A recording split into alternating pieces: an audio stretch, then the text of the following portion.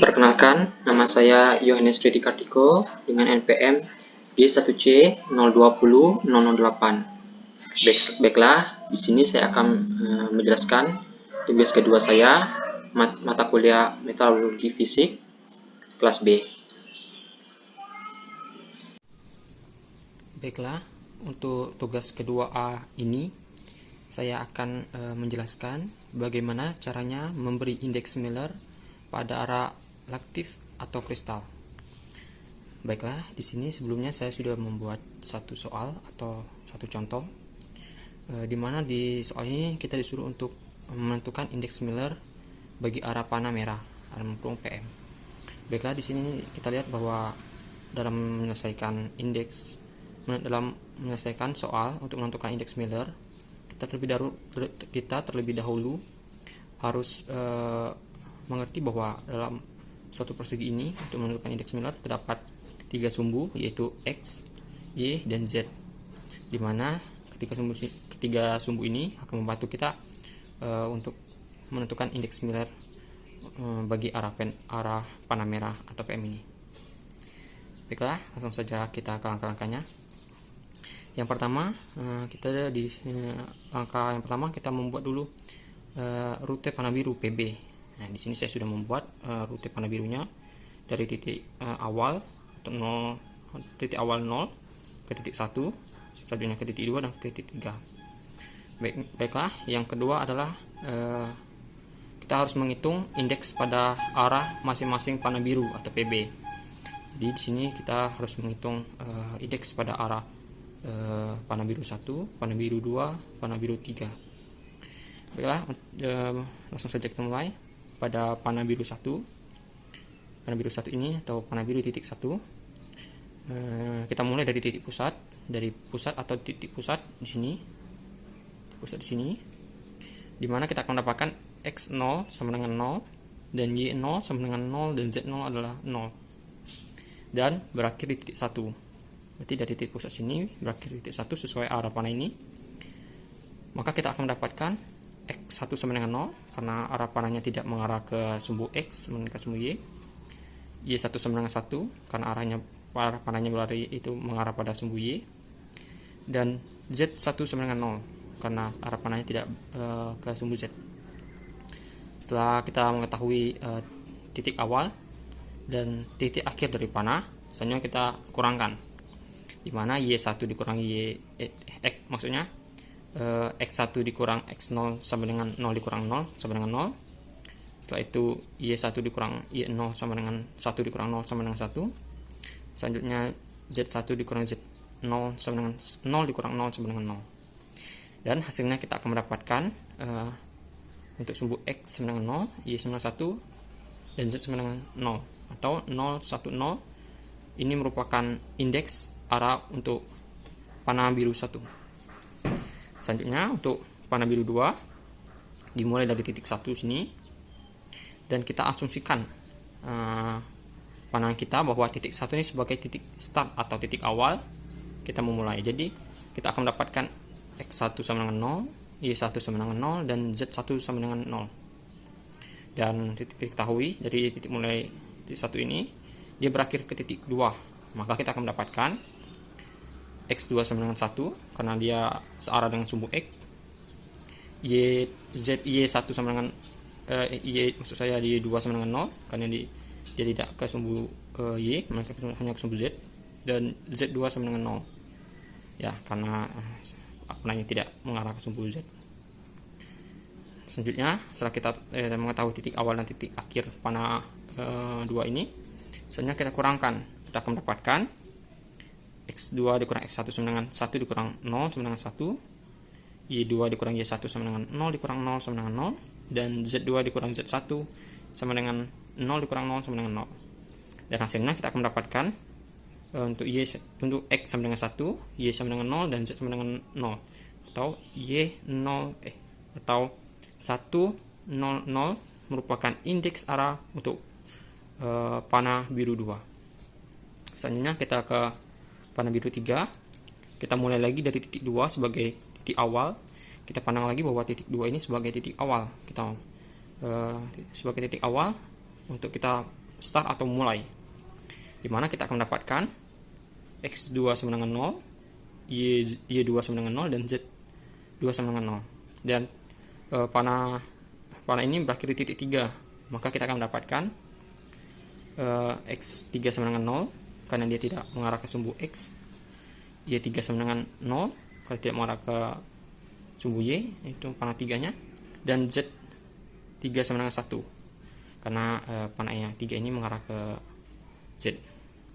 Selanjutnya kita kurangkan X3 dikurang X2 sama dengan 0 dikurang 0 sama dengan 0, Y3 dikurang Y2 sama dengan 0 dikurang 0 sama dengan 0, dan Z3 dikurang Z2 sama dengan 1 dikurang 0 sama dengan 1. Nah, hasilnya kita akan mendapatkan itu X sama dengan 0, Y sama dengan 0, dan Z sama 1, atau 0, 0, 1 merupakan indeks arah untuk panah biru 3. Baiklah, setelah kita menghitung indeks pada masing-masing arah panah biru 1, 2, dan 3, selanjutnya kita menghitung indeks Miller pada panah merah atau PM. Baiklah, kita harus mengetahui dulu bahwa PM adalah resultan PB1, PB2, dan PB3. Jadi, hasil nanti kita semua kita jumlahkan untuk mendapatkan indeksnya. Dimana pada titik 1 atau panah biru 1 kita mendapatkan indeks 0, 1, 0.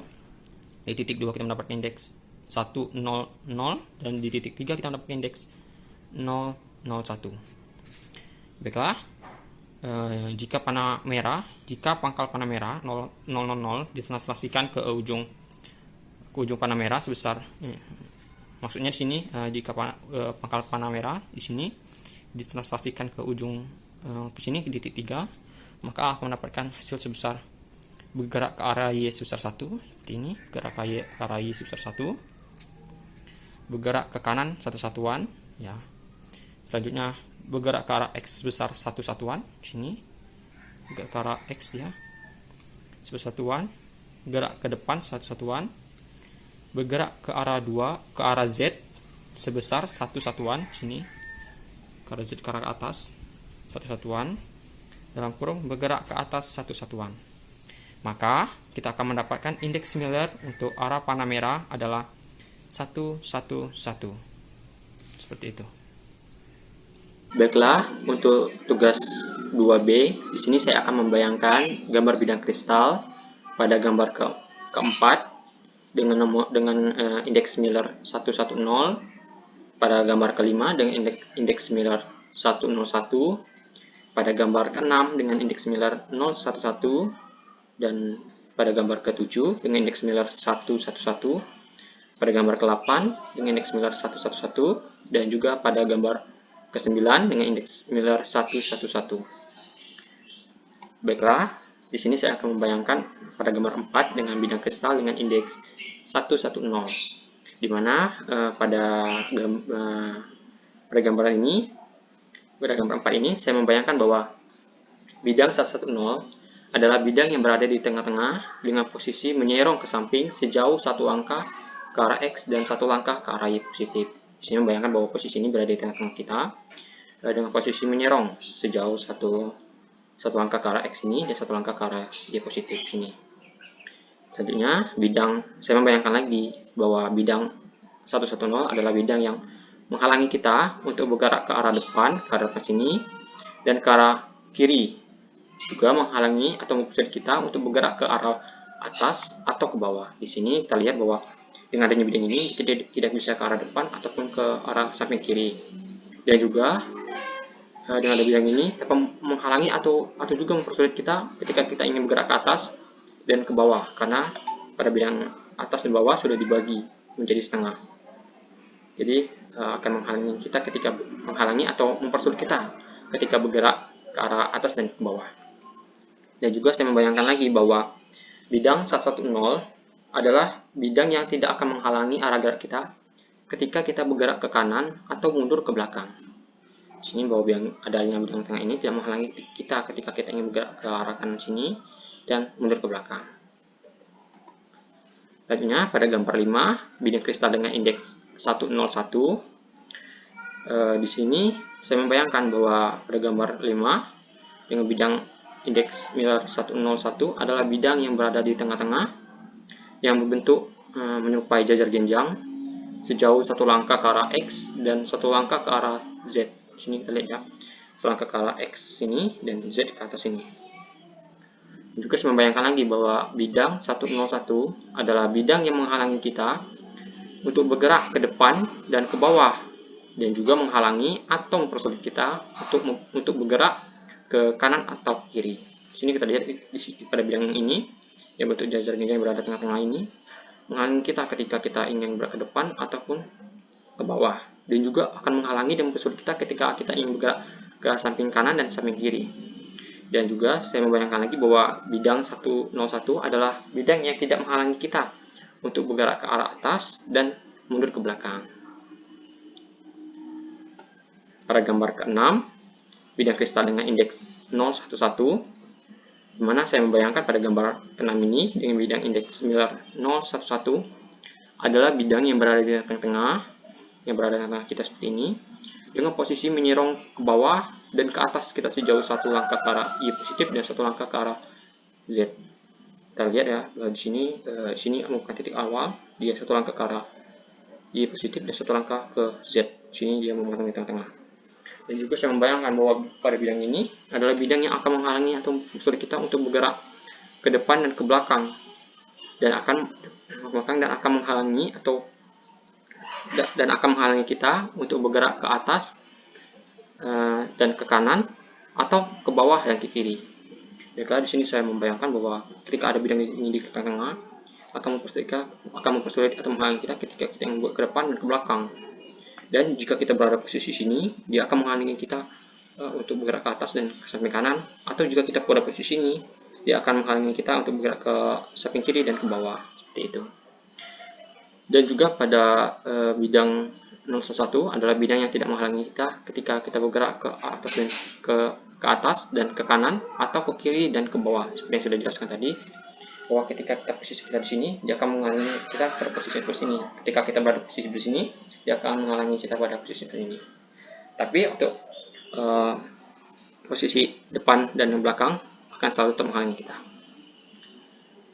Selanjutnya pada gambar 7 dengan indeks gambar 7 bidang kristal dengan indeks similar 111. Di sini saya membayangkan bahwa pada gambar 7 ini dengan bidang similar 111 adalah bidang yang berada di depan kita dengan bentuk segitiga sama sisi. Kita dapat lihat ya, dia berada di depan sudut sebelah kiri dengan bentuk segitiga sama kaki sama sisi, dengan posisi miring ke sumbu Z. Sini Z, dia posisi miring ke sumbu sini. 1 langkah ke arah X. 1 langkah ke arah X sini titik awal yang sudah ditanda biru. 1 langkah ke arah X, dan 1 langkah ke arah Y, dan 1 langkah ke arah Z. Dan juga saya membayangkan bahwa pada bidang 11 adalah bidang yang menghalangi atau mempersulit arah kita untuk bergerak ke depan dan ke bawah, serta ke arah samping kiri. Kita dapat ya bahwa dengan adanya bidang ini akan menghalangi ketika kita ingin bergerak ke depan, ke bawah, dan ke samping kiri. Dimana pada bidang depan, kiri, dan bawah ini sudah dibagi oleh bidang ini jadi setengah. Jadi akan mempersulit dan menghalangi kita untuk pergi ke arah depan, bawah, dan samping kiri. Dan juga saya membayangkan lagi bahwa pada bidang 111 adalah bidang yang tidak akan menghalangi kita untuk bergerak ke arah atas ini, ke samping kanan, serta bergerak mundur ke belakang. Dapat lihat ya bahwa dengan adanya bidang ini tidak menghalangi kita ketika kita ingin bergerak ke atas, samping kanan, dan mundur ke belakang. Selanjutnya pada bidang kristal dengan indeks 111, pada gambar ini saya membayangkan bahwa bidang 111 adalah bidang yang memiliki bentuk segitiga sama sisi dengan posisi miring ke sumbu Z. Nah, di sini ketahui bahwa di tanda merah ini merupakan titik awal. Jadi sumbu Z-nya di sini. Sejauh 1 langkah ke arah X, sini kita tangkap X, dan 1 langkah ke arah Y, sini kita tangkap Y, dan 1 langkah ke arah Z, ini kita anggap sebagai Z. Dan bidang similar 11 ini saya juga membayangkan bahwa bidang ini adalah bidang yang menghalangi atau mempersulit kita untuk bergerak ke arah kiri dan juga menghalangi atom pusat kita untuk bergerak ke arah bawah dan bergerak mundur ke belakang. Ketahui bahwa samping kiri, bawah, dan mundur ke belakang ini sudah dihalangi oleh bidang ini, di mana setiap sisi tersebut sudah dibagi ya, jadi mempersulit atau menghalangi kita untuk bergerak ke arah sana. Dan juga saya membayangkan bahwa pada bidang 111 adalah bidang yang tidak menghalangi kita untuk bergerak ke arah atas, ke samping kanan, serta bergerak ke depan. Jadi pada bidang ini tidak menghalangi kita untuk bergerak ke depan, ke atas, dan ke samping kanan. Selanjutnya pada gambar terakhir, pada gambar 9, bidang kristal dengan indeks Miller 111. Di sini saya membayangkan bahwa bidang 111 adalah bidang yang berada di depan kita, yang berbentuk segitiga sama sisi, dengan posisi miring ke sumbu Z. Di sini sudah diberi tanda merah bahwa sini ada titik awal. Di sini berarti Z, sini tanggal X, dan sini Y. Sejauh satu langkah ke sumbu X, sini X, ke sumbu X, satu langkah ke sumbu Y, dan satu langkah ke sumbu Z di sini.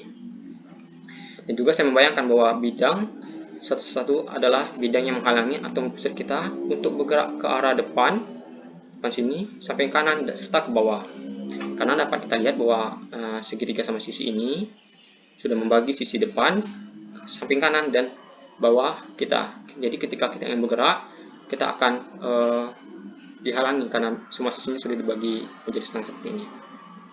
Selanjutnya, saya juga membayangkan bahwa bidang 111 adalah bidang yang tidak menghalangi kita untuk bergerak ke samping kiri, ke atas, serta bergerak mundur ke belakang. Jadi kita dapat lihat ya bahwa bidang ini tidak menghalangi kita bergerak ke atas atau bergerak ke samping kiri atau mundur ke belakang. Nah, begitulah penjelasan saya mengenai bayangan saya terhadap 6 gambar bidang kristal dari gambar 4 sampai 9. Sekian dan terima kasih.